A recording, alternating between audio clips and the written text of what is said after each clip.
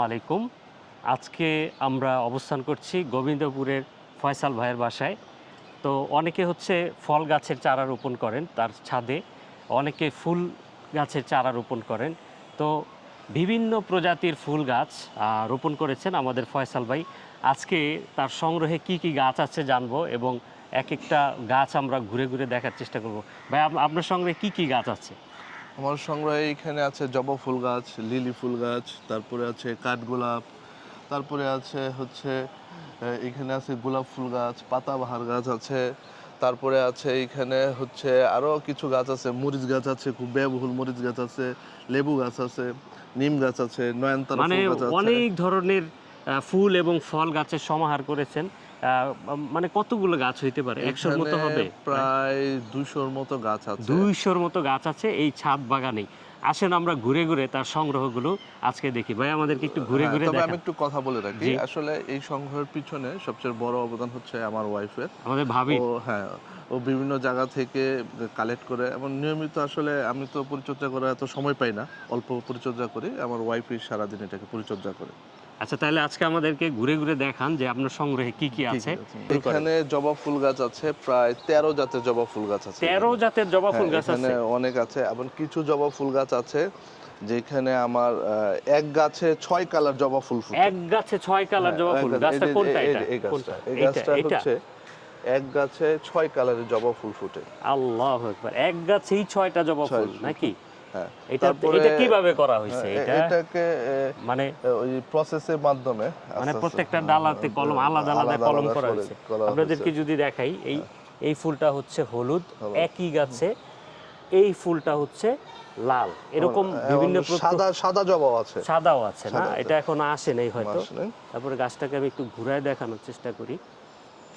তাহলে মানুষের শখের বিষয়টা একটু মানে অন্যরকম কাজ করে আর কি। মরুভূমি গাছ, মরুভূমি। এডিলাস। ওরে বাবা! এটাতে সবচেয়ে বড় সুবিধা হচ্ছে এটা 6 মাস পানি না দিলেও মরবে না। এবং এটা খুব দামি গাছ, এটা বড় হলে অনেক দামি গাছ, প্রায় 5 লাখ 6 লাখ টাকা হয় একটা গাছের দাম। এই গাছটার নাম কি? এডিলাস। এডিলাস না? এডিলাস গাছ। আচ্ছা, আমি একটু গোড়াটা দেখাই আপনাদেরকে। এগুলো অনেক খুবই সুন্দর একটা গাছ। আর এটা হচ্ছে এই গাছের বীজ। এটা থেকে বীজ হবে? হ্যাঁ, বীজ হবে। ওয়াও! তাহলে বীজ কিন্তু আমাকে দিতে হবে অবশ্যই।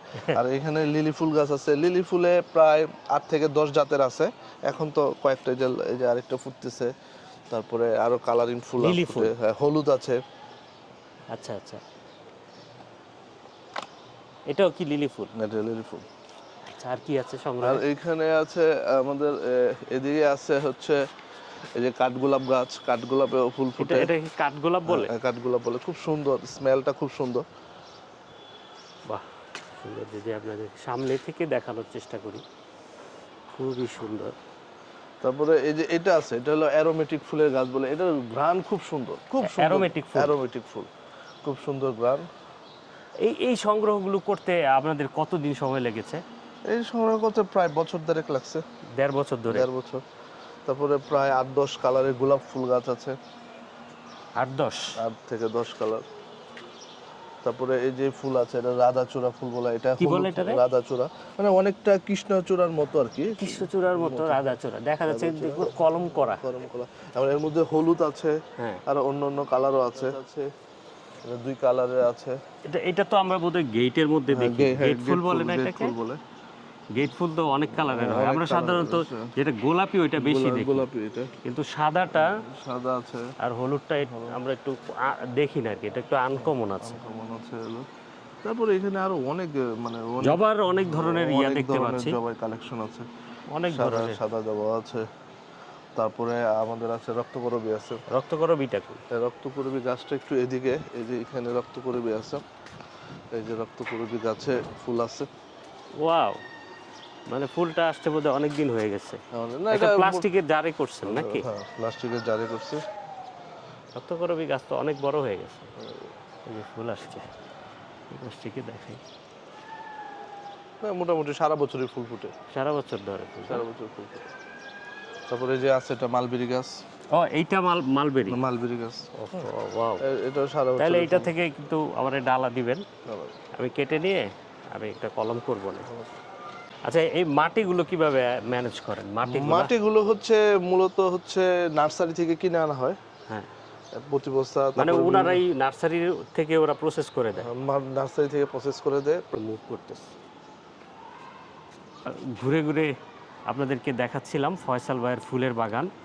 তো আপনাদেরও যদি ছাদে কোনো বাগান থাকে, এভাবে ভিডিও করে দেখাতে চান, আমার সঙ্গে যোগাযোগ করুন, আমাকে মেসেজ দিন অথবা কমেন্ট করুন। ধন্যবাদ ফয়সাল ভাইকে আপনার সুন্দর বাগান ঘুরে দেখানোর জন্য। ধন্যবাদ আপনাকে।